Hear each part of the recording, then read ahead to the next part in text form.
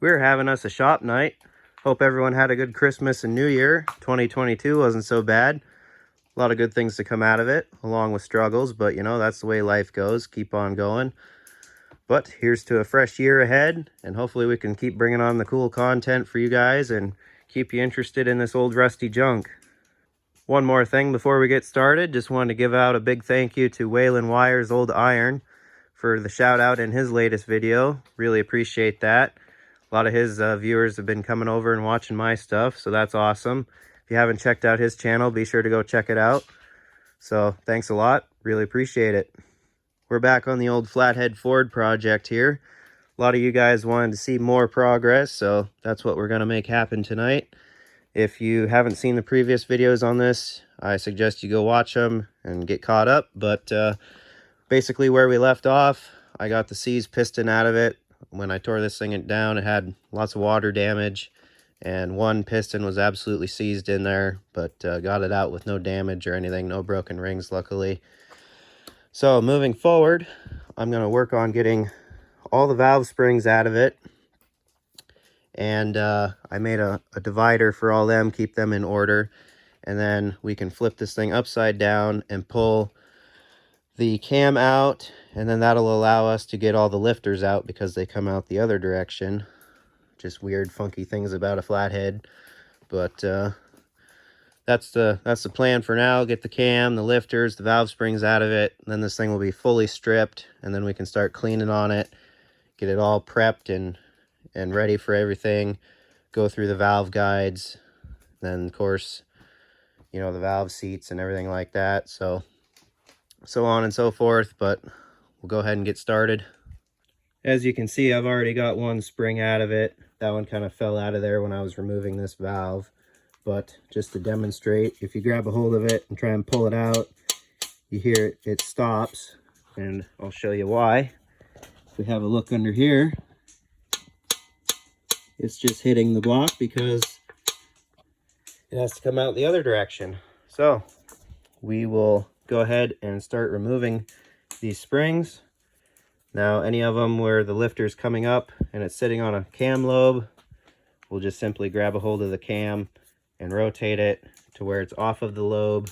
Then we can get, you know, the springs out. So let's get started. Now we'll get in here with our compressor tool. Pry up on it and pull it out of there. Now, intake and exhaust are going to be slightly different between the two, and once we get a few out, I'll show you.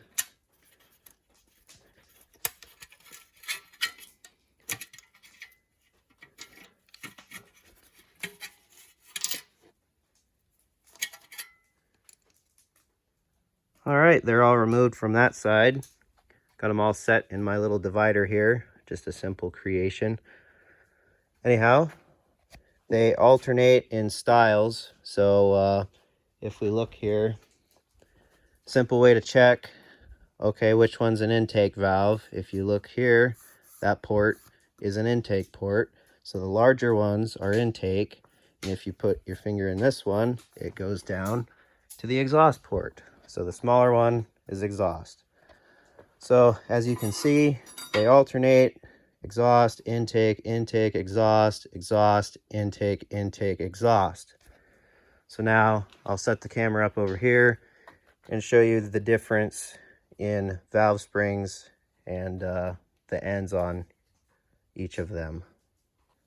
All right, we're set up here to the back of our divider where they won't alternate. It's going to be an intake and exhaust. So our very back one is an exhaust. We'll get it off of here. Now looking at it, the top piece, if you look there, it's got a ridge on it, so it sits into the spring and can't really move around or do much. Now all the top pieces are the same all the way through. Now looking at the bottom, you see you've got this piece here, same thing, it's got a ridge, sits in the spring, but it's kind of machined out in the center. And if you look here, you've got this little cup thing. It's got a hollow center, and then on the end it's capped. Not sure what you technically call these. We're just going to call them a cup. Now this cup fits into there like so and rides on the lifter. As you can see, it's got the wear point. So that is the exhaust style. Now, in intake, we've got the same top. Moving to the bottom, you see you got a little bit different bottom piece. Sits in the spring still, but you've got this, and it sits in there like that. And that is what rides on your lifter. So, something to definitely keep track of, and this is why we are dividing them. Of course, these I'll have to, you know, just set on the nail head or something, but just to show you the difference there. Now, the valves are different too. Obviously, they've got a bigger head on them, but the stem where the keepers go together, they've got two different style keepers per exhaust and intake. So, just something kind of cool, I guess. But now we'll start working on getting this other side pulled out and put on here. In case you're wondering how this compress tool works, you just stick it in here like so and pry down against the block, and then you can get the springs out that way.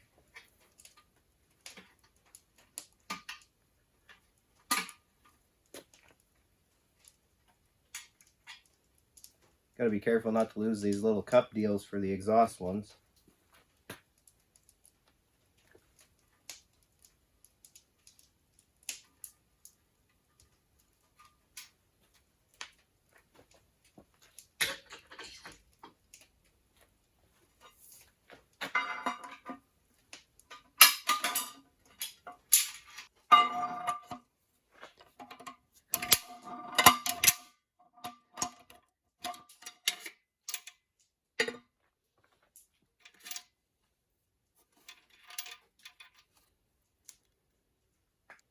Now if we look here, we've got a prime example of a lifter being up. So we'll put some channel locks on the end of the cam here and just turn it and get that lifter down.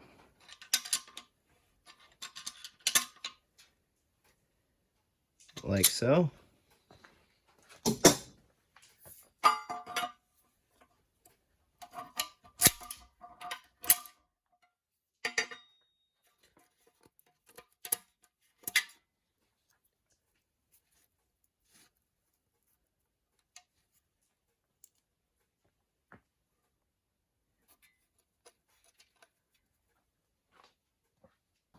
And our last one, lifter's up, so we need to rotate the cam again. Just grab onto it like that. There you go. There, it's all stripped of the springs. Here they all are, nice and orderly. So now we'll get this thing spun upside down, undo the retainer for the cam, and with it upside down, gravity should do its thing and hold these lifters up to allow us to pull the cam out, and then we can start pulling lifters. There, flipped upside down. As you can see, all the lifters there, most of them fell down. Well, technically they'd be up, but in this case they're down. And then any stragglers, just push them down so they clear the way of the cam pulling out. And then we'll get that retainer off.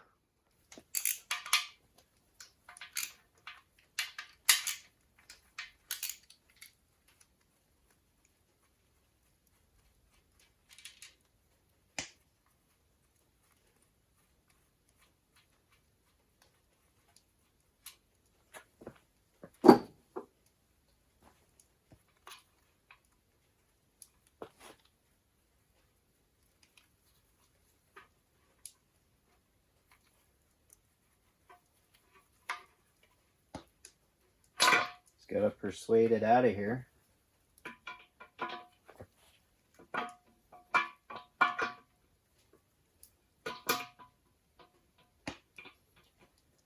Just go gentle and easy on the lobes so you don't smash them all up.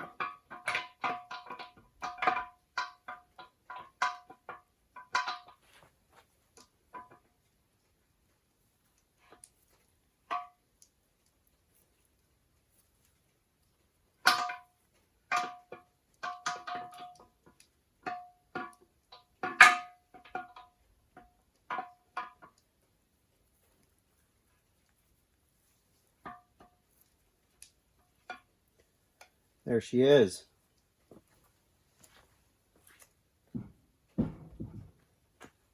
There, easy enough. Now we can start going through and pulling all the lifters out.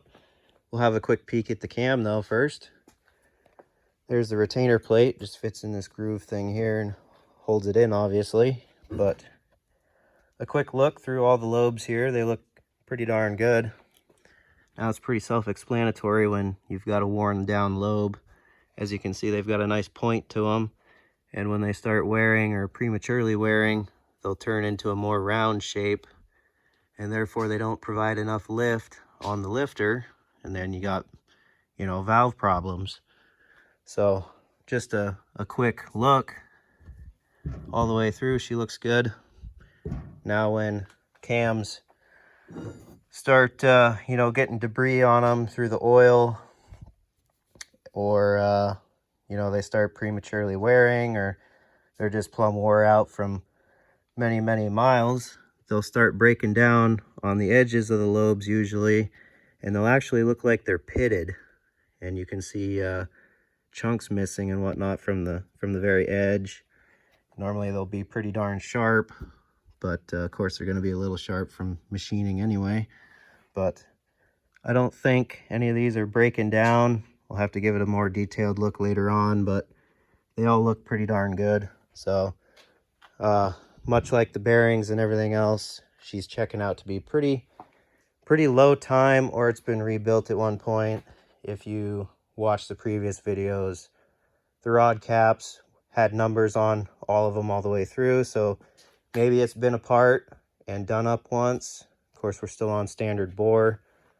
Don't know, but yeah, that could be factory marks or not.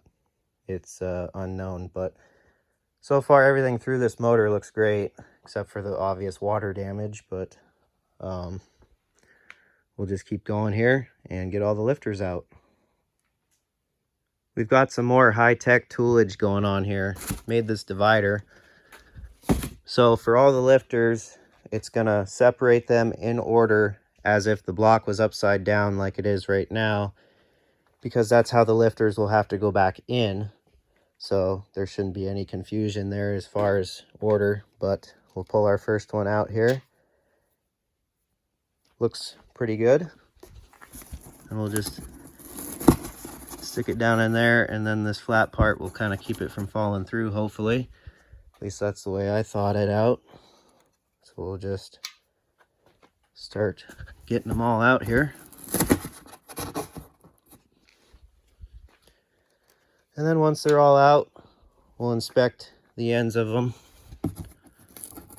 where they're against the box and easy to see.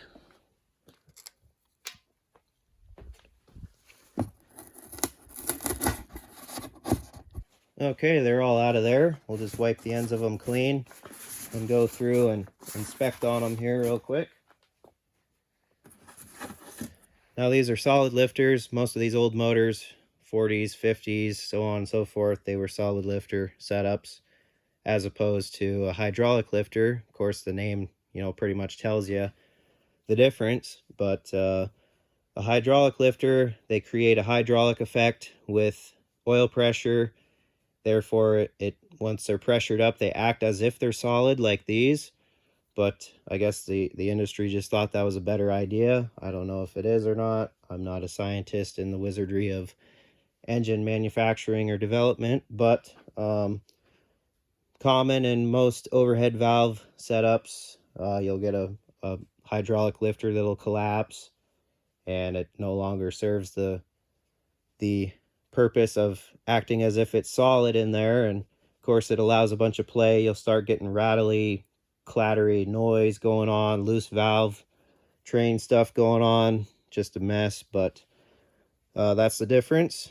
Now on a solid lifter is a solid piece, and of course here's where the cam lobe operates it, and then on the other end where your valve spring and valve is, this is your adjustment, and that's how you adjust your valves. It's basically just a bolt threaded into the end of it, and that's your adjustment, as opposed to, you know, a nut or something on the rocker arms of an overhead valve setup. Now in lifters, when they're in their bore in the block, they're constantly rotating around and around. So the cam lobe evenly wears on it as it's going around, because if they didn't go around and around, the cam would just wear on it in one direction all the time, and then what would that do? It would wear a notch or a groove into it. So they have to rotate around and around to get an even wear pattern. Now when lifters are very much so worn, that is called a dish effect or pattern, whatever you want to call it. Now when you're inspecting lifters, you want to look where the cam lobe surface goes, and you want to see how dished the lifter is, and that will tell you how worn out they are. Now it's pretty easy to see with the naked eye. You'll see that wear pattern in there, and just as the phrase is called, dish, it looks like a dish, you know, a plate where it's higher on the edge and then it droops down in the center, but it's in a circular pattern. So if you look at it, if it'll show up on the camera, you can kind of see the pattern there. And then of course some of them will be worn differently than others, but essentially if they're all the same, nothing's crazy looking, if they don't look majorly dished, you're fine to use them again. Of course, that's the reason we're separating them, so it can go back on its worn pattern with that cam lobe, so you're not mixing them up and then it has to wear into that certain lobe. But I'll just kind of go through with the camera and show you the wear patterns. Looking at them here, pretty much all the same all the way through, but you can kind of see what I mean about the wear pattern like that. Of course, if you feel it, you can't, if they're really worn, you can feel it a little bit, but just, you know, to the touch, you can't feel anything. It's more of a by eye thing. So yeah, they've got normal wear, but I don't see anything too terrible with them. I think we're good to throw them back in once this thing is ready to go again, and she'll definitely run off of them. We got a whole collection going on here. Might as well check out the cam bearings while we're at it.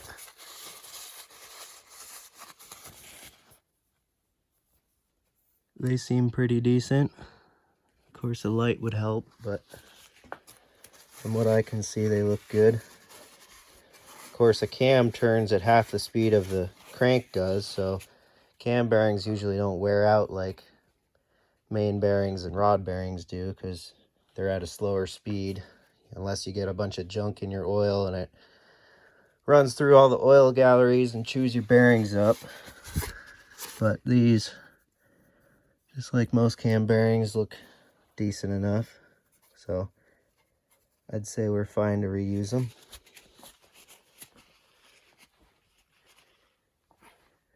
There we go. The block is fully stripped clean of all of its components finally. So now we can start going to town, making this thing all shiny and pretty again, clean everything up, and then start going to work on the cylinders, the valve guides, and the valve seats. Make sure those are gonna come back around and not give us any issues. Of course, things aren't gonna be completely perfect. We're just doing a shade tree style rehab on this thing. But all the slow, tedious, painful process of cleaning and stuff like getting this broken water pump bolt out and that kind of stuff, I think we'll save that for the next episode. So till then, hope you guys enjoyed. It's definitely good to get the rest of the valve train stuff out of it, and they're all stored under the bench with the rest of the parts from this thing, so they won't get damaged or anything, hopefully, when they're out of the way. So yeah, appreciate everyone watching. The channel's about to hit 30,000 subscribers. It'll probably hit that by the time this video goes up, so thank you everyone for making that happen. Couldn't believe how big the channel's getting lately, so glad a lot of people like this stuff. So thanks again, and till the next episode, we'll see you later.